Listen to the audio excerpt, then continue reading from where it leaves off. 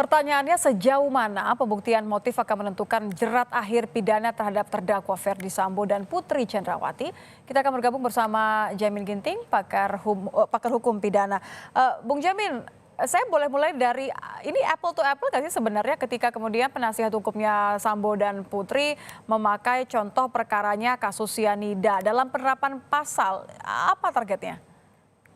Ya, kalau kita lihat ada perbedaan ya, yang paling tidak ada 3 hal perbedaan antara kasus Jessica Wongso dengan kasus Ferdy Sambo. Pertama yaitu subjek pelaku tindak pidananya. Hmm, Subjek pelaku tindak pidana di Jessica adalah orang sipil ya, yang tidak ya. punya kekuasaan, relasi kuasa nggak ada dalam dirinya dan nggak punya jabatan apapun terkait dengan itu. Sedangkan ini adalah kita ketahui sama-sama FS adalah seorang jenderal yang memiliki relasi kuasa Mhm. dan itu dilakukan bukan oleh dia saja dalam pembuktiannya nanti dibuktikan, tetapi juga menyuruh melakukan terkait dengan dilakukan oleh Baradae dan teman-teman lain. Itu yang pertama. Yang kedua, eh, kalau kasusnya Jessica ini 340-nya itu adalah sudah terbukti melakukan tindak pidana dan ini juga kalau dijadikan dasar kemungkinannya FS juga bisa lebih berat. Karena apa? Karena tadi ada relasi kuasa dan jabatan tertinggi. Yang ketiga adalah ini Jessica tidak melakukan suatu dakwaan yang diajukan JPU, tidak ada pasal 55 penyertaan ya. Nah, sedangkan FS ini ada penyertaan dan yang keempat tadi salah satunya yang saya tambah satu lagi yaitu adanya perintangan terhadap Penyidikan. penyidikan. Dan Hmm. itu Jessica Wongso nggak ada gitu. Jadi jenis surat dakwaannya aja hanya sama di pasal 340 dan Aha. 38. Sementara yang lain ada pasal 55 dan juga pasal terkait dengan perintangan yang ada di pasal 48 ya, pasal 47 atau 49 itu terkait dengan perintangan ITE, Mhm. perintangan. Jadi kayaknya jelas yang disasar hanyalah 340-nya ya, supaya lolos dari jeratan hukuman matinya ya? Ya, kita harus ketahui kalau Jessica Wongso itu dia sudah dihukum, ya sudah dihukum selama 20 tahun. Nah, apakah ini yang menjadi dasar kenapa mengambil putusan yang terbukti melakukan tindak pidana walaupun tadi menurut penasihat hukum di dalamnya itu ada kalimat mengharuskan adanya masih dibuat pertimbangan motif. Hmm. Sementara jaksa tidak pernah membuktikan adanya motif dalam kasus Jessica. Nah, tetapi tetap dihukum begitu. Nah, ini kan suatu dilema juga bagi penasihat hukum. Jadi ini menunjukkan sebenarnya walaupun jaksa tidak membuktikan motif, tetapi bisa dihukum 20 tahun dari pertimbangan hakim itu.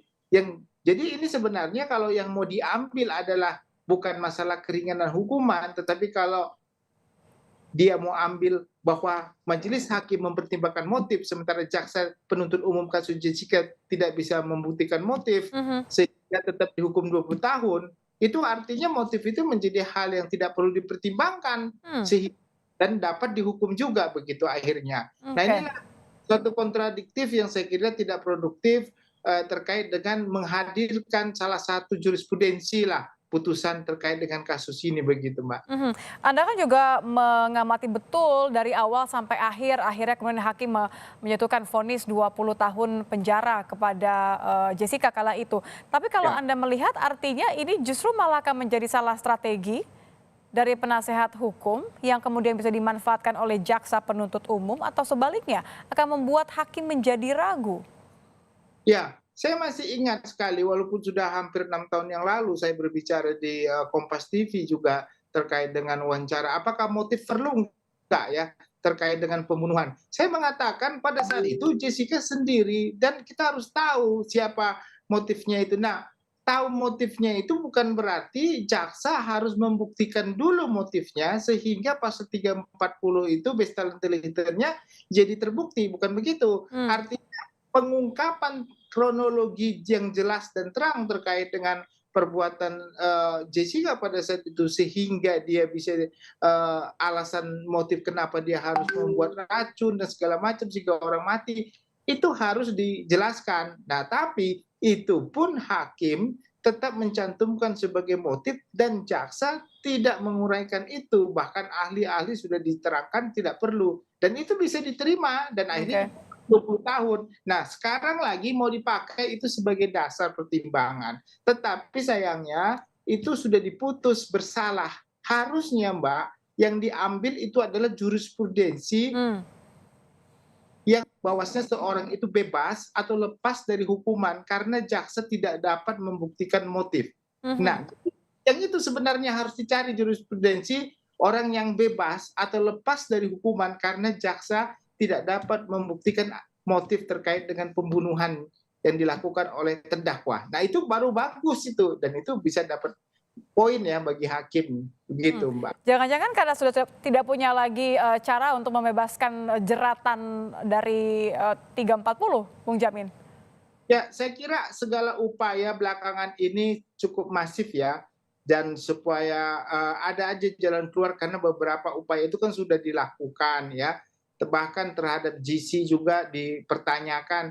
Itu kan semua bagian dari bagaimana menyatakan bahwasanya inisiatif contohnya dari Pak Ferdy Sambo untuk membongkar perkara ini juga kemarin juga dicetuskan padahal jelas-jelas GC itu hanya diberikan Mhm. kepada Baradae contohnya. Dan ini semua ada upaya-upaya yang berusaha untuk bagaimana hakim mempunyai rasa simpati yang cukup besar dan sehingga beban pertanggungjawaban pidana itu tidak dilimpahkan sebagai satu-satunya kepada FS begitu. Jadi dia bukan orang yang menginginkan kematian Yosua, tetapi dia itu hanya menyarankan ya, contohnya hajar gitu. Nah itu Ya, kan bagian dari ini yang suatu digunakan ya? upaya begitu, upaya untuk bisa meringankan atau bahkan bukan satu-satunya aktor lah untuk Mhm. direktur. Mhm.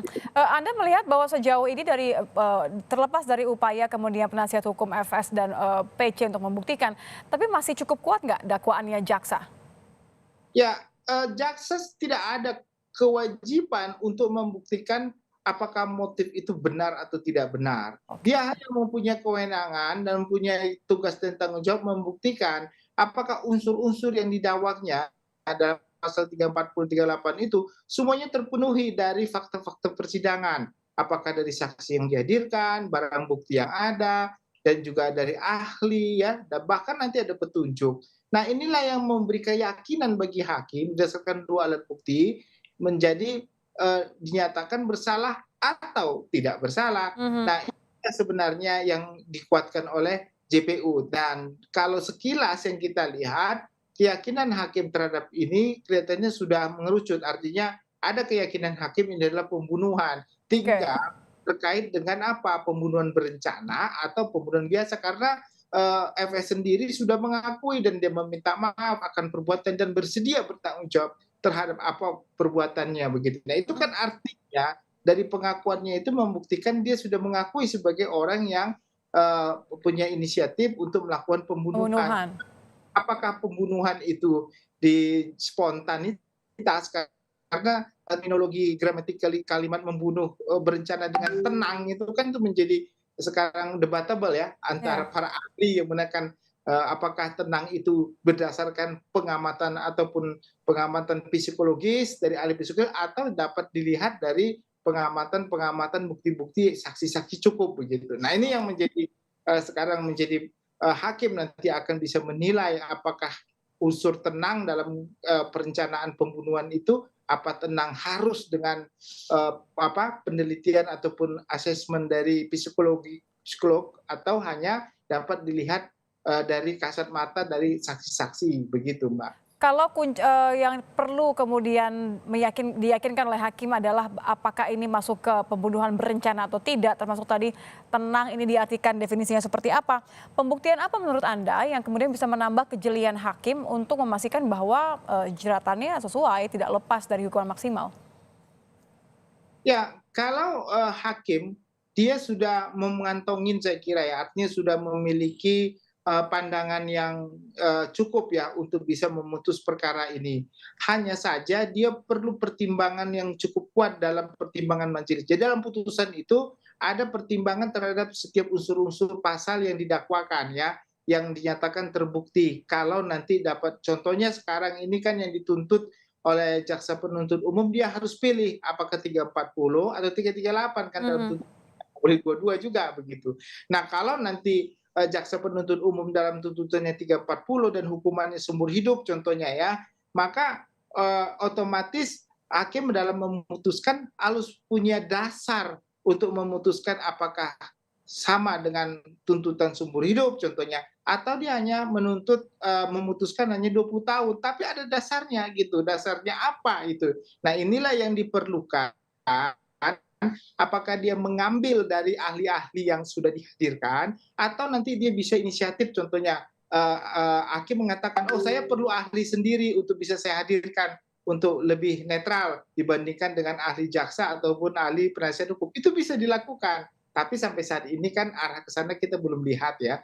Jadi kemungkinan besar, hakim punya pandangan sendiri terhadap kaitannya dengan pertimbangan hukumnya. Tapi pada dasarnya saya lihat hakim sudah punya pandangan terkait dengan ini, apa yang harus diputuskan apabila nanti JPU pakai 340 atau 338. Tapi saya Mmm. kelihatannya hakim, jaksa penuntut umum lebih mengarah, di 340 berdasarkan fakta-fakta persidangan yang kita lihat, sampai saat ini begitu, Mbak. Oke, baik. Terima kasih Bung Jamin Ginting, pakar hukum pidana sudah bergabung bersama kami di Kompas Malam. Selamat malam.